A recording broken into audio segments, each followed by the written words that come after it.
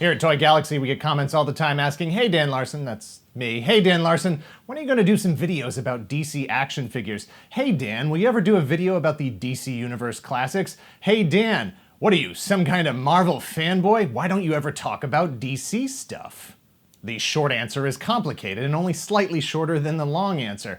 I can't just say there haven't been many individual products that interested me since DC Universe Classics ended, and that was before Toy Galaxy existed. There has to be some setup for a statement like that. I have to take you through the on-again, off-again relationship. I have to properly contextualize before asking the question, as someone who wants to love you, DC, why won't you let me love you?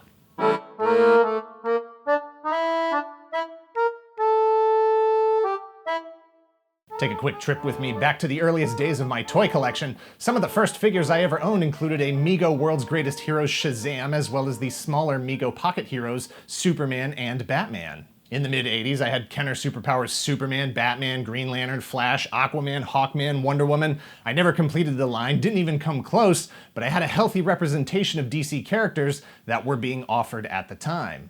When the Toy Biz DC Superheroes line launched in 1989 following the success of the Batman movie line, I was fully on board, having lost all of my Kenner Superpowers figures somewhere in the 3 years between 1986 and 1989. At the time, that was a quarter of my life, and it seemed like DC had been away from toy shelves forever, a pattern that would play out over the rest of my collecting life through today. This is now an essay about having absolutely no patience for or understanding of the time it takes to develop an action figure brand and marketing strategy with respect to the fluctuations of consumer trends. Things really took off in the 90s with the success of both the Batman and Superman animated series and the expansion of the action figure market. The late 90s into the 2000s would see more action figures tidal waving into stores to meet the demand for more action figures from people like me. The battle lines were drawn as DC Direct, DC's own in-house collectibles manufacturer, was founded, and DC entered into a long-term relationship with Mattel. On the other side, Diamond Select Toys introduced Marvel Select, and Toy Biz folded, giving way to Hasbro acquiring the rights to Marvel characters, most importantly the Marvel Legends line. Thus began a still ongoing period of time which will one day be known as the true golden age of action figures.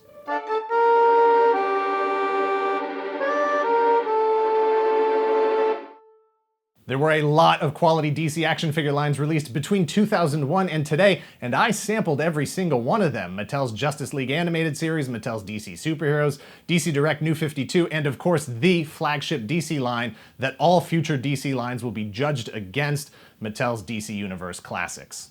All of these different DC action figures, and yet, after DC Universe Classics, a universally loved, successful, and exhaustive line of action figures, essentially ended in 2012, I, like a lot of other collectors, looked for a new ongoing source for the DC brand. DC Direct had a lot of lines that I honestly can't even begin to name. Stuff based on the comics, stuff based on the animated productions, stuff based on various artist styles, and nearly all of it selling to the direct market, bypassing traditional mass retail.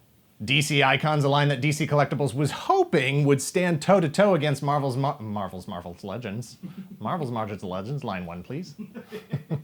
DC Icons, a line that DC Collectibles was hoping would stand toe-to-toe against Hasbro's Marvel Legends to satisfy that adult collector market, launched in 2015. And despite the perception that it was a failure, DC Icons actually ran for 3 years and produced 30 action figures. There are action figure companies that would give anything to have a line that successful, especially one based on a license that widely recognized. But perception is reality. Collectors saw Icons as a failure, and obviously DC Collectibles did as well, since they canceled it before releasing an entire wave of figures that had already been announced and previewed.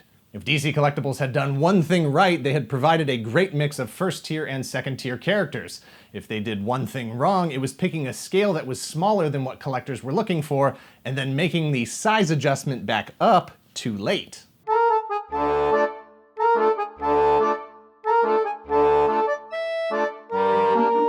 Look, this isn't about Hasbro or Marvel being better or doing things right, but perception is reality. Hasbro has been producing Marvel Legends since 2007, and other than a break in 2011, they have continued to improve, to innovate, to incorporate movie designs, to include different interpretations of characters, allowing collectors to choose the figures they want while still maintaining the core compatibility of the line itself.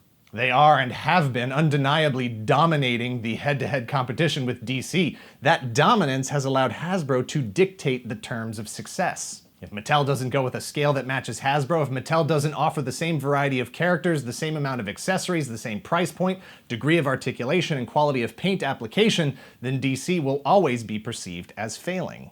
DC Universe Classics still feels like the best thing DC has done in its entire action figure portfolio, going back to wooden Superman toys in the 30s, and I admit it's hard to make the argument that they should immediately jump right back in and do it all over again, but Hasbro does it every year, every wave. They do it while innovating instead of rebooting. Did that sound natural? Changes get rolled in. They don't even make a marketing push related to it. It just happens. Do we even have an official name for the multi-part heads Marvel Legends started doing in 2017? Because those are standard now. Face printing? There was a time when those things would have been giant starburst callouts right on the packaging. In business, you don't usually pass on an opportunity to pat yourself on the back like that, and Hasbro didn't even.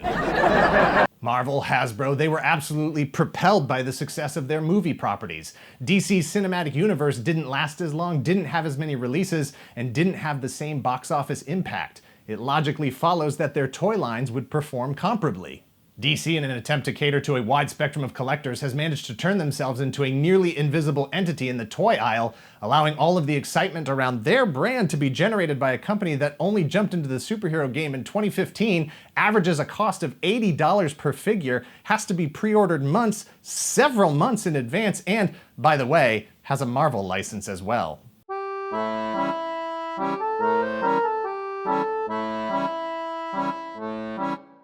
I like you, DC. I like DC characters. I want DC figures.